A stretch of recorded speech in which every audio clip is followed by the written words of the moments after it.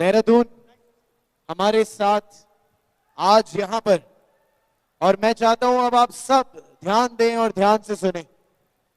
देखो, paper leak sir, by your permission, paper leak होना, reappear करना मेहनत का एक हिस्सा है। लेकिन सर ने जो आज स्टेज पर यहां पर आए हैं, आप ही की एक दोस्त है रिया कुमारी, उन्होंने अपनी जान दे देना ज्यादा इजी समझा रीअपियर करने से। तो मैं चाहता हूं कि आप सब, सर आप यहां पर आए हैं, हम आपका स्वागत कैसे करें हमें नहीं पता, पर आप आज यहाँ 10,000 बच्चे आपको नमन करते हैं सर और आपको प्रणाम करते हैं। Thank you so much for coming here sir. Thank you for coming. एक बार जोरदार तालियां हो जाए सर के लिए। Ramesh ji. Ultimate cost to a family of the stress of these exams, of the pain of these exams, is that the child themselves is no longer there. There are many children who have been forced to commit suicide for no fault of their own. There are many parents whose heart has been broken because of this system. We wanted you to listen to one such parent who lost a beautiful daughter to this paper leak syndrome.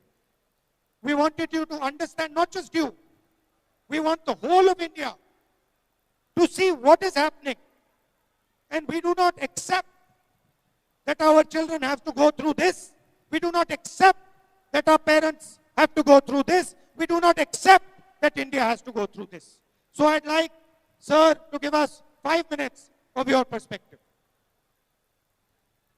मैं राजेश मल, जो मेरी बेटी रिया कुमारी, जिन्होंने 3 मई को paper देकर आई और खुश थी, पेपर अच्छा हुआ, बहुत खुश थी, रिलैक्स किया, उसके बाद सो गई खाना खाकर। हमने अगले दिन पूछा उससे, पेपर कैसा हुआ बेटा? उसने बोला कि पापा अच्छा हुआ। और मैंने बोला चलो कोई बात नहीं, ठीक है, बहुत खुश थी। फिर 2-4 दिन के बाद जब ये मैसेज आया कि पेपर लीक हो गया है, तो मैं घर आया तो मुझे मेरी बेटी ने मोबाइल दिखाया और बोला कि पापा पेपर लीक हो गया। मैंने बोला अरे नहीं, पेपर लीक नहीं हुआ होगा, ऐसे ही वो होगा, खबर झूठी होगी। उसने बोला नहीं नहीं पापा, पेपर लीक हो गया। या हम लोगों के साथ धोखा होता है, हर हमेशा ऐसे लीक हो जाता है और हम लोग मेहनत करते हैं लेकिन नतीजा हम लोगों के फेवर में नहीं आता कभी भी। तो वो परेशान हो गई। फिर बोला कि दोबारा पेपर होगा। दोबारा पेपर के उसमें वो थोड़ा चिड़चिड़ी हो गई। एनटीए जो ये पेपर कराती है, एनटीए के ऊपर वो बहुत नाराज हुई। उसने बोला कि पापा हम जाते हैं पेपर देने, तो हमारे लिए इतनी पाबंदियां हैं कि हम एक कान में टॉप्स, हाथ में धागा, चप्पल में, ये सब नहीं लगाना है, चप्पल में जाना है। लेकिन ये लोग लीक कर देते हैं ऊपर से पेपर, ऐसा क्यों होता है? मैंने बोला बेटा ये तो सिस्टम खराब है, इस सिस्टम को हम नहीं बदल सकते, तू परेशान मत हो, अपना टेंशन मत ले। लेकिन वो जो थी वो 10 घंटे पढ़ती थी, शाम को 6 बजे वो अपना खाना खा लेती थी। खाना खाकर वो ज्यादा कुछ ना खा के खाली फ्रूट्स जूस पीती थी, बोलती थी पापा नींद आता है इसलिए मैं नहीं खाती। 2 बजे 3 बजे तक वो रात को पढ़ती थी, पढ़ती रहती थी। लेकिन जब ये लीक हुआ पेपर, वो हुआ, वो बहुत नाराज हुई, बहुत शायद ज्यादा टेंशन ले लिया या क्या है। वो बोल रही थी जो मैं 1 साल से हम लोग तैयारी करके हम एग्जाम देते हैं, तो वो इतनी जल्दी दोबारा अब कैसे होगा। अब मैंने तो समझाया उसे, बेटा आगे कुछ वो मत कर, टेंशन ज्यादा मत ले, रहने दे बेटा, अब सबके साथ ही हुआ है। लेकिन वो बहुत नाराज थी एनटीए से।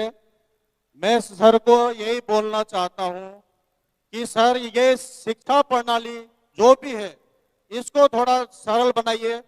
जो आज मेरी बेटी के साथ हुआ, मेरे साथ जो हुआ, वो किसी दूसरे के साथ ना हो। मेरी बेटी आज मेरे याद नहीं है तो वो ना हो ऐसा। सर आप संसद में आवाज उठाइए और ये न्याय दिलाइए सबको, ऐसा किसी बच्चे के साथ ना हो। मैं बस यही आपसे विनती करता हूं सर। मेरी बेटी मुझे बहुत प्यारी थी, मैं नहीं रह पा रहा हूं उसके बिना, बहुत मुश्किल से जी रहा हूं, और मैं बड़े मुश्किल से आया हूं, उसी के लिए मैं यहाँ आया हूं कि कम से कम सर आवाज तो उठा सकते हैं सदन में। आज इतने दिन हो गए, लेकिन ये मैं वही देख रहा था कि मेरी बेटी के साथ साथ और भी बच्चे हैं जिन्होंने अपनी जान दी है, उनके लिए एक मैसेज तक नहीं है, कि श्रद्धांजलि नहीं है उनको, एक कुछ मैसेज नहीं है। कम से कम आप इस्तीफा मत दो, कम से कम श्रद्धांजलि तो दे दो बच्चों को। मैं बस सर ज्यादा तो कुछ कह नहीं पाऊंगा, पर आपसे थोड़ी उम्मीद है, वो उम्मीद को जगाए रखिए, यही मेरी आपसे विनती है सर।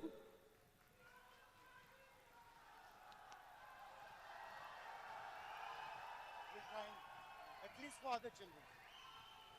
Love you.